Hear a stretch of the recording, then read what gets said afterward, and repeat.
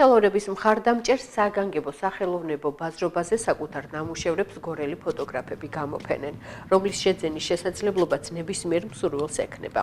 ღონისძიების ორგანიზატორები ამბობენ, რომ იმ ადამიანების მხარდაჭერა, ვინც ქუჩაში აქციებზე ყოფნის გამო დაზარალდნენ, განსაკუთრებით მნიშვნელოვანია. ღონისძიება თბილისში ფოტოგრაფიისა და მულტიმედიის მუზეუმში 11 იანვარს 15 საათზე გაიმართება. ხელოვნების თქმით, საზოგადოების ჩართულობა მათი ნამუშევრების შეძენა და გაძლიერება მნიშვნელოვანია. 11 იანვარს თბილისის ფოტოგრაფიისა და მულტიმედიის მუზეუმში გაიმართება ხელოვნების მხარდაჭერის საგანგებო სახელოვნებო ბაზრობა, რომელშიც მონაწილეობას ვიღებთ ჩვენც. სახელწოდება არის Fearless.